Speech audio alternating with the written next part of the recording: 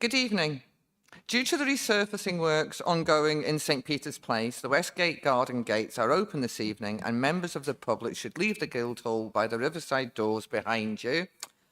And unless you require disabled access, in which case you will still exit through the glass doors. There are no fire alarms planned for this evening. Should the fire alarms sound, please leave through the nearest safe exit. The assembly point will be the Tower House car park. Members of the public, there's nobody here. There are no members of the public present, but you are allowed to film things if you want to. I would like to remind everybody present that this meeting is being filmed and made available to view in live and archive form via the Council's website. If you're seated in the public gallery, it is possible that the cameras may capture your image. If you wish to avoid being filmed, it is recommended you make a member of staff aware who can direct you where to sit. Apologies. John, do we have any apologies? We have no apologies, Chair. And no substitutes? And no substitutes, yeah. Declarations of interest by councillors or officers. Have you received any in advance? Nothing received in advance. Anybody here got anything? No? Okay. So we've got minutes of the meeting held a year ago on the 20th of March. To confirm, can I have is it a proposal in a second? Don't need it for just general assent. Just a general assent that these are a true record. That's general assent. You weren't, no. And so we'll go to item 5, which is to invite Stevie to do a brief update on Mountfield Park. Thank you, Chair, and evening members. The report that... Oh, sorry, was that me? That was me. Oh, that was... Sorry. No worries. Okay, so the report sets out the latest position with South Canterbury.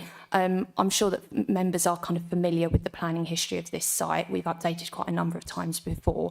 The main kind of update really is that work is still continuing in the background in terms of informing the future reserved matters applications that are submitted, that will be submitted in the future for this site. Obviously, members are aware that outline was granted back in 2023. There was an element of detailed consent that was granted, which was for 140 houses. So there are still reserved matters applications that are required for the remainder of the site, and a lot of work is going into that in the background. I understand from the developer as well, there's lots of contact with local community. Oh, it's very weird. Is it me? Problems with that last night. Try the other.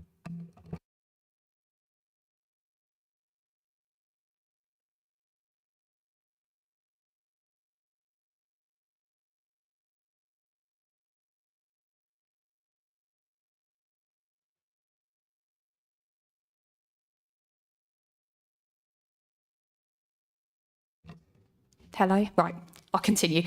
So there is a lot of background work continuing, a lot of work with local community groups as well, and getting the views of members of the public, the local community, to feed into the design codes, to feed into the design and layout of future reserved matters applications. So that's the main update from me on that site, but there should be more updates at the next subcommittee, which obviously I will update on at that time. Thank you, Chair. Thank you, Stevie. Does anybody have any questions? And thank you, Keith.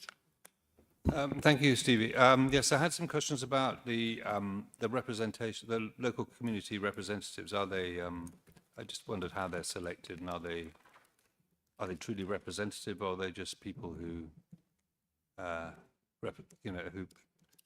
who have a vested interest in their particular area? I'm just wondering how representative they are of the local community. Oh, sorry, Thank you, Chair. So yes, the developers are working closely with the ward members and doing regular updates for them and regular briefing sessions. So they're kind of the main conduit, I suppose, for reaching the wider community. But I understand from the developers that they are working with, they're trying to work with a range of people across the community. That includes young people as well. So going into schools to look at the development and to see what their feedback is in terms of informing the design and layout. So I can get some more details for you for the future subcommittee if you feel that would be useful.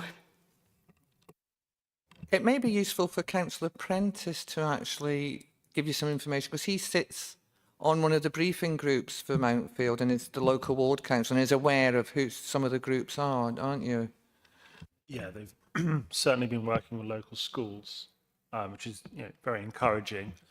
I mean, I can't give you an exhaustive list, but in the briefing updates we've had, and I think, Chair, you've been on a few of those as well, it's certainly been, I've certainly got no concerns, and I'm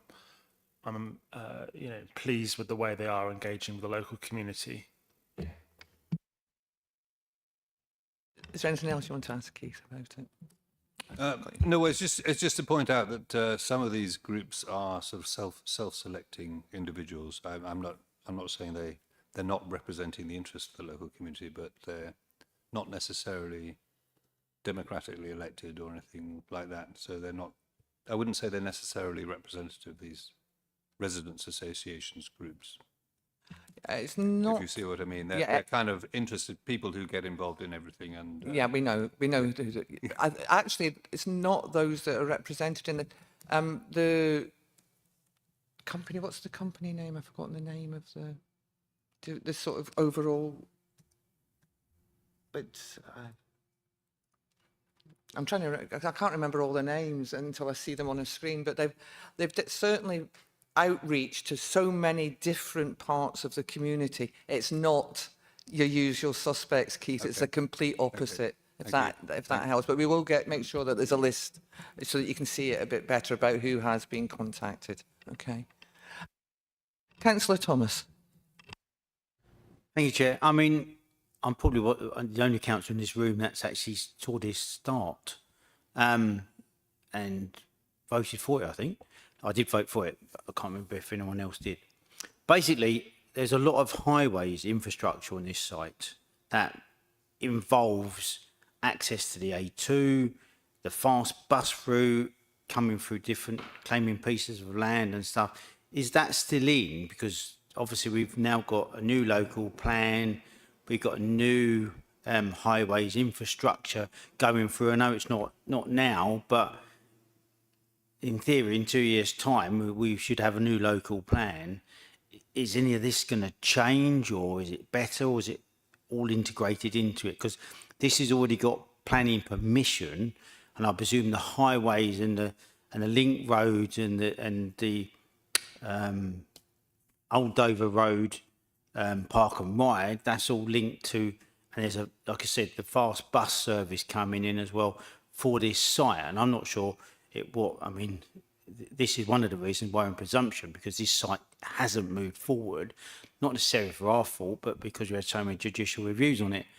I'd like to see some digging in the ground to at least have some sort of movement, because it has got permission for 120 homes. At least people would then realise, crikey, either good or bad, this site has started, and actually realising it is going to be built on at some point.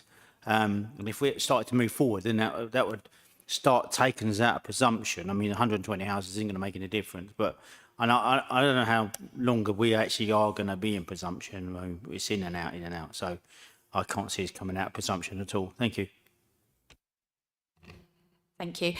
So yes, there have been significant delays with this application. It was submitted in 2016, decision made in 2023. Obviously, there are a lot of legal challenges throughout that process, as well as the issue of dealing with nutrient neutrality as well. So there are a lot of challenges with this site.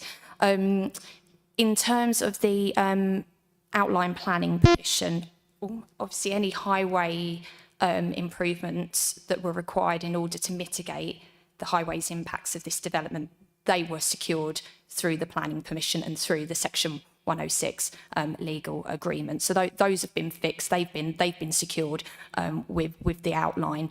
In terms of presumption, again, because of the delays, the delays in, spades going into the ground, houses being built, this site simply hasn't been able to contribute to the delivery of housing in our district. So that has had an impact in terms of meeting our housing delivery targets. But obviously we're at the stage now, we've got outline permission, there's detailed permission for 140.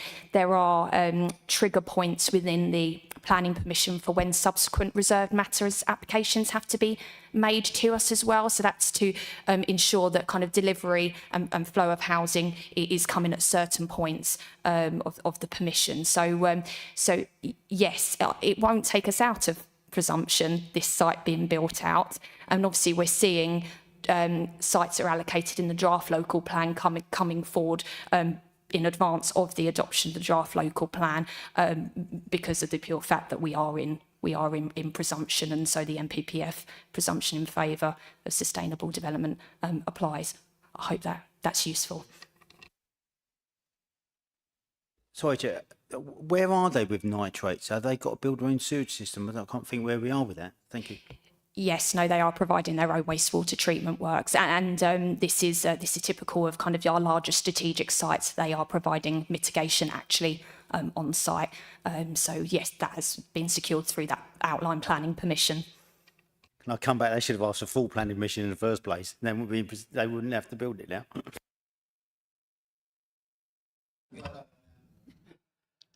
Councillor Prentice. Thank you. And just to coming back on Councillor Thomas's point, quite rightly asked about the fast bus link. First point is that that's an integral part of the plan.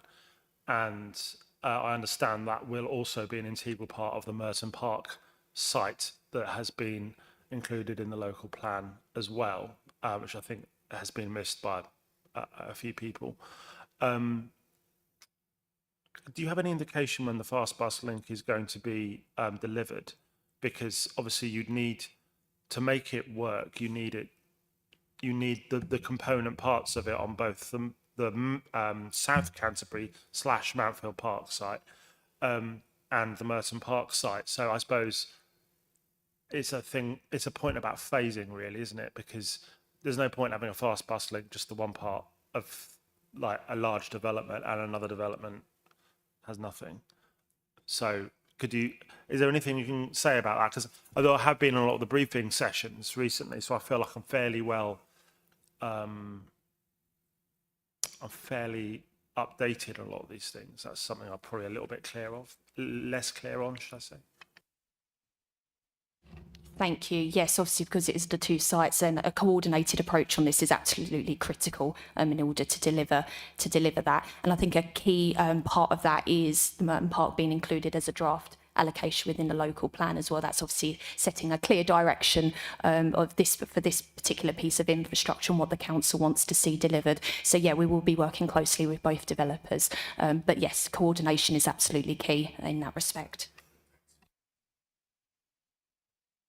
There are no dates for that particular element to be delivered just yet, no. Councillor Bothwell.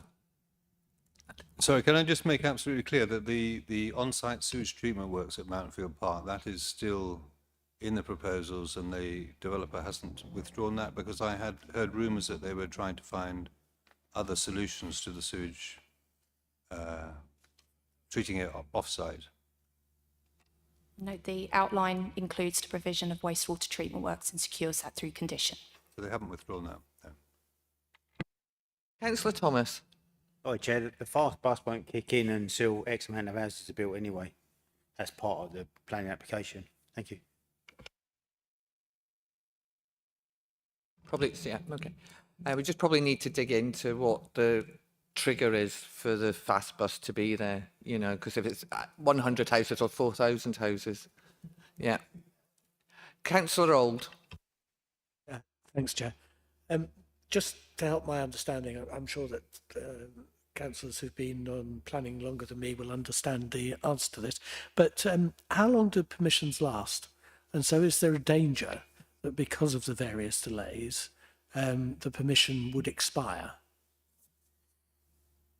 And if it's dependent on when spades are in the ground, does that mean that just building one house is sufficient, or do you have to build more than that? Thank you. Thank you. I'm just finding the conditions. As part of the outline approval, as I said, detailed permission was granted for the phase 1A of the developments. That was for 140 dwellings. There is a condition on that permission that requires that development to commence within 3 years of the date of the decision. It's not to be completed. The Planning Act can't require developments to be completed, but it can require developments to commence within a certain period of time of the planning grant of planning permission. In terms of the other reserved matters application, there is a condition that requires those to be submitted within certain time frames of the date of decision. So I'm just looking at the decision notice now. So phase 1, excluding 1A, which is for the 140 dwellings, the reserved matters for that has got to be submitted within 4 years of the date of the permission. And then the subsequent phases, phase 2, 7 years, phase 3, 10 years, phase 4, 13 years. So it's to make sure that there is that steady flow of reserved matters coming in, and that there is that steady flow of delivery on the site. That's condition 5, if that's of interest on the decision notice.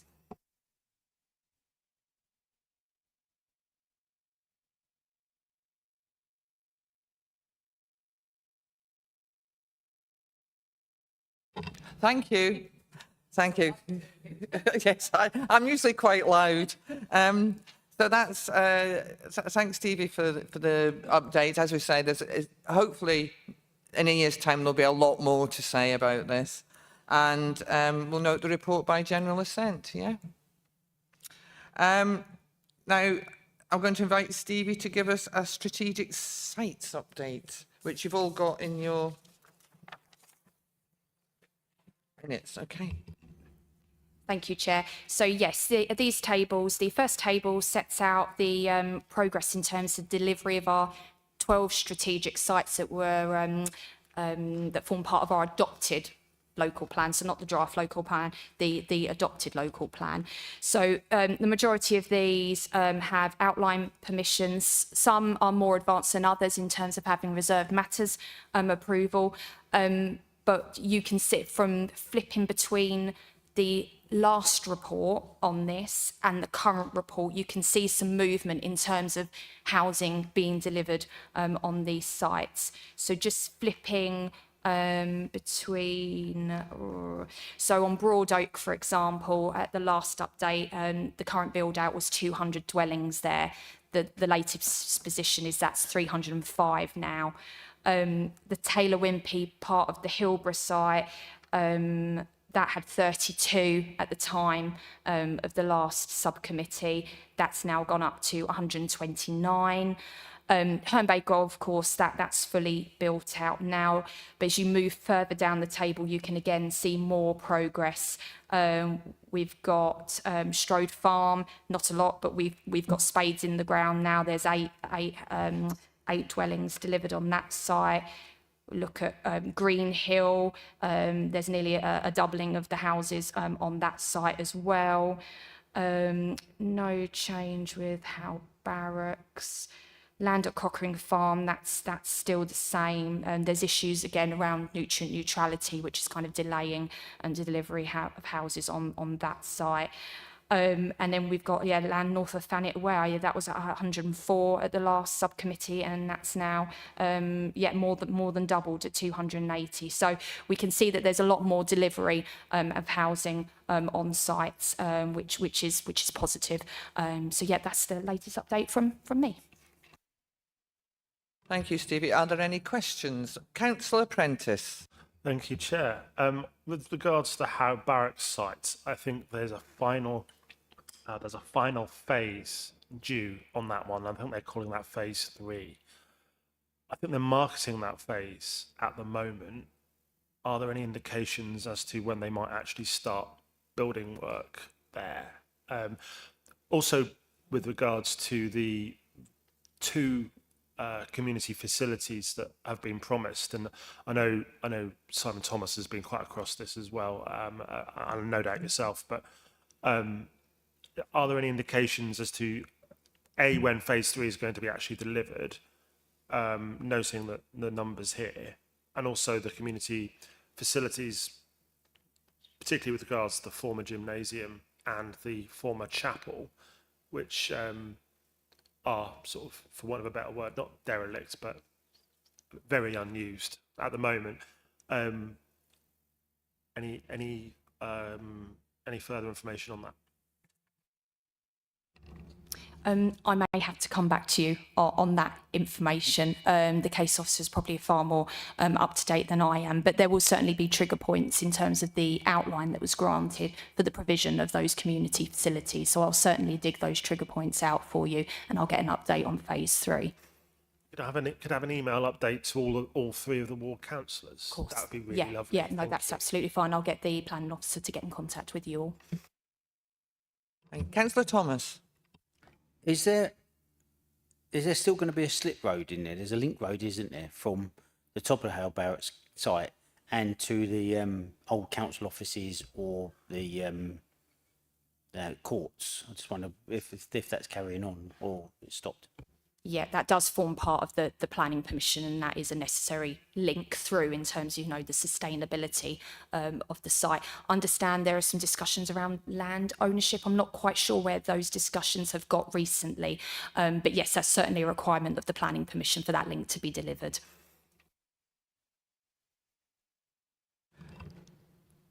Councillor Prentice? I mean, just to add, I might know a little bit more, and I think Councillor Castle might know a little bit as well, in that there have been very long-running discussions with the Ministry of Justice with regards to the courts building and moving a brick wall so that the road can be widened and obviously rebuilt, redesigned. I understand that there could be an update soon, but as it's obviously a public committee, I wouldn't want to sort of, go indicate what might be happening, but I understand that we could be due an update. Councillor Forrester. Thank you, Chair. On a different topic, if Councillor Castle wasn't... No, it's the same thing. Okay. It's slightly different. It's not Okay. Sorry, I just didn't want to deviate the conversation. On the land north of Thanet Way, the progress is great. However, I understand there have been some problems with the properties that have been completed, and indeed have some of our tenants in them, where gardens have been condemned due to walls, structure issues that are, I have to say, beyond my understanding, I'm afraid. I didn't know, I just wanted an update on when we say the 280 number, how are we counting that if properties are then having to be significantly remedied? How does that affect the numbers, and what's our role in that, particularly for our tenants? Thank you. Okay, yeah, so this information... Oh, there's lots of noises going on. This is the latest position from the last annual monitoring report, so it will be completions. I'm not aware of any issues. I'm assuming our housing team are aware of them, so I can certainly get them to contact you and give you an update on the latest situation. But yes, data's taken from the AMR, it's completions. Councillor Thomas. Carrying on that one, there is rumours that there's subsidence on some of the properties, but movement, I don't know. Yeah. Okay. Yeah, there's a lot of rumours that some are founded and some don't appear to be the same thing. So, but okay. Anybody else want to mention? So the one that I have in mind is the stuff that was done under presumption, and it was done under the previous administration. It's just Church Lane, Sea Salter, but actually, this has turned out, because of having the Affordable Homes Grant, has actually turned out to be a really good scheme for us, because we've got 120 affordable, so first-time buyers, and 100 social rent homes going in there. So it's actually, and they've got some quite innovative stuff that some councillors might be interested in. They're putting in battery storage centrally so not every house has solar panels, but the solar panels all feed into the battery. And it's interesting, we're trying to work out who the energy supplier will be, because it'll be one energy supplier, which makes it quite a difficult thing to do. So there is some very interesting stuff coming out of that, and it's probably worth us having a good case study on it at some point, I think.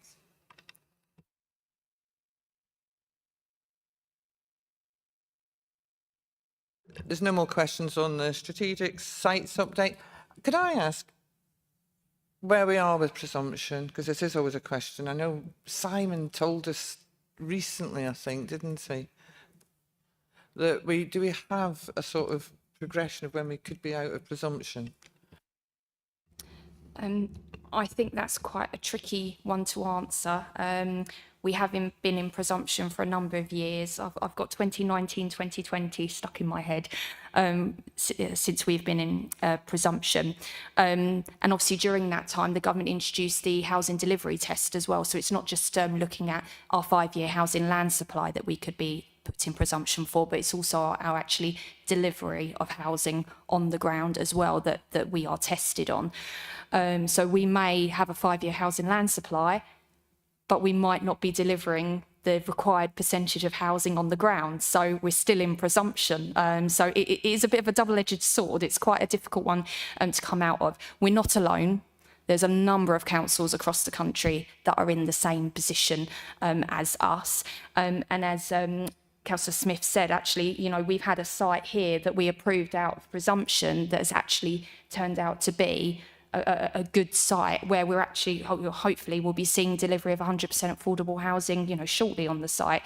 That doesn't mean everything will be approved under presumption. The public benefits still need to significantly and demonstrably outweigh the harm. But yeah, as in terms of a timescale of coming out of presumption, that's a difficult one to answer. Thank you. Yeah, because I think both the Sea Salter one and the land north of Thanet, when they were originally got approval, they were 30% affordable. So, but the picture has changed. So it is, we can't guarantee that, but hopefully government money will start to flow through. Okay, thank you. Yes, Councillor Thomas. When it comes to mitigations, and we've got the new, I don't know what you call it, the new company that takes in the mitigations. Have we any idea how many houses that's going to free up? I.e., at the moment, Whitstable's going to get all the presumption stuff because they're the only ones that don't have to mitigate for the sewage system. So they're being penalised basically because they're the only sites that can be built on because of the nitrates, and that's the only ones that can be done and move forward easily without having to put your own sewage system in and stuff like that. So we're going to this new company to offset what the pollutions are doing to Stodmarsh. I'm maybe not phrasing this very well, but I'm just wondering how many houses that's going to take up before that runs out. Is it hundreds, thousands? And it's quite expensive to actually, it's an expensive process to mitigate for that. As I found out my own self, it was, to connect my property, it would have cost me £9,000. So if it's an extra £9,000 on all the problems, I mean, £9,000 on a build isn't a lot of money, but it is when you're self-building. Thank you. It will probably be worth, because I think going through it would take a lot of time. I think it might actually be worth doing a separate briefing session on this matter, because things are progressing and we're hopeful that we'll be in a position where there is mitigation in place so that we can start granting planning permissions. I think the company you're referring to is the joint venture company between Canterbury City Council and Ashford. But there are other companies that are coming online now as well and offering alternative solutions, like, for example, similar to like replacement septic tanks, digging ditches as well to improve the water quality of watercourses. So there's a lot of mitigation projects out there, and I think it might be worth in the next couple of months giving the councillors a full briefing on that. if members would find that useful. Thank you, Steve. I think that we would. I think it would be particularly help the planning committee and of those of it who are interested in how we deal with sewage. Yeah. Well, yeah. Okay. But I'll make a note of that and put that forward.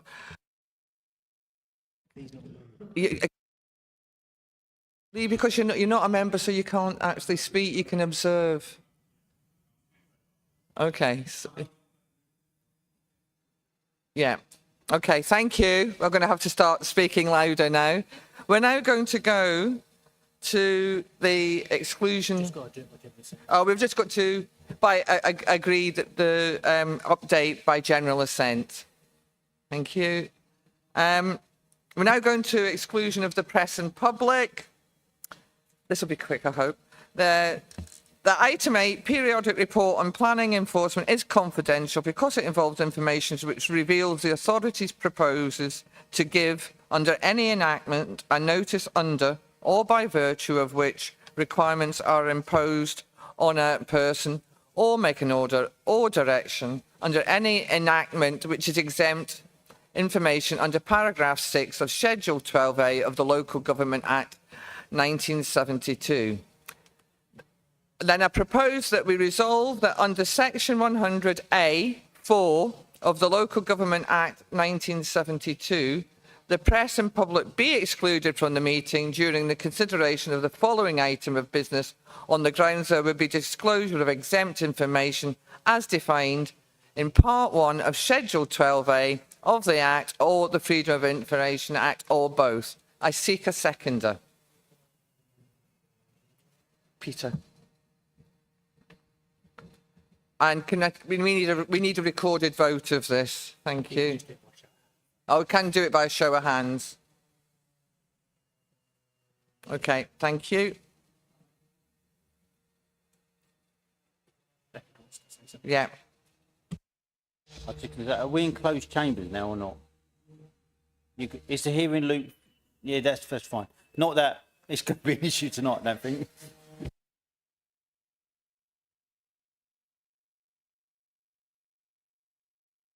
I don't have to thank anybody who's of the press or public. There's nobody here. Okay.